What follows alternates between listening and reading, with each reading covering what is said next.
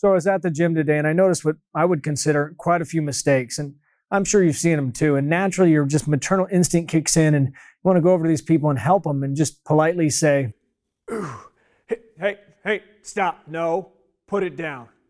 Put it down. You go home and think about what you did. Let me start off by saying that we've all made these mistakes at some point in our lifting career. And even if you've moved past them and now you're an advanced lifter, don't be surprised if you still end up in one of these categories, because bad habits have a way of creeping back in. Just do me a favor, raise your hand, self-identify. That way we can get you into an after-school program and get this taken care of. Nothing to be ashamed of. Sullivan Learning Centers literally saved my life.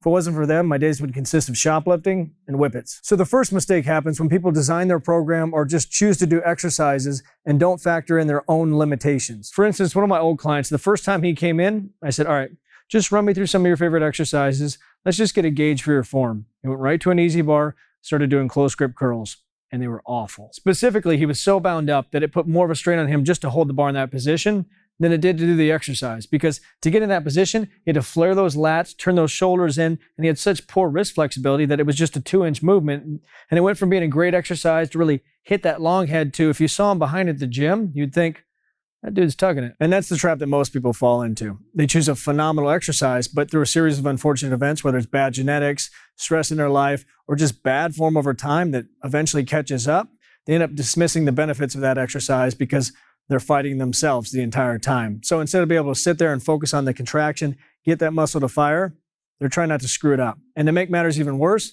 their way of fixing it is just do the same exercise over and over and hope it gets better.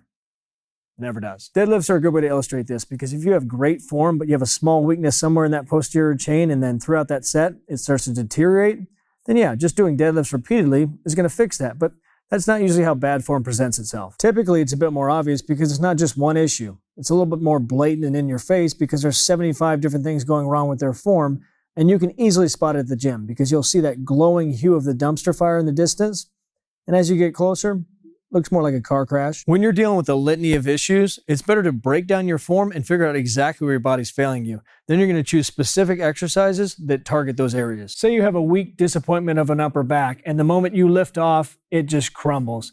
Then finding that perfect pin height for some rack deads is a better option. Or maybe you're one of those common cases that the closer you get to the ground, the more you fall apart. And then you have to figure out, okay, what's my issue? Is it ankle mobility? Do I have hip inflexibility? Do I have a weak lower back? Because all of those things require a very different plan of attack. So I'm not saying you shouldn't work on movements you're bad at, or you shouldn't attack your weaknesses. But if your limitations are turning a great exercise into a bad one, then you need a systematic approach to fix it. Because in my experience, there are no bad exercises, only shitty people. Which brings me to the second mistake I wanted to cover today, which is going too heavy. And this has nothing to do with my own personal bias of valuing connection and volume versus just adding more weight, because for some people, that absolutely works.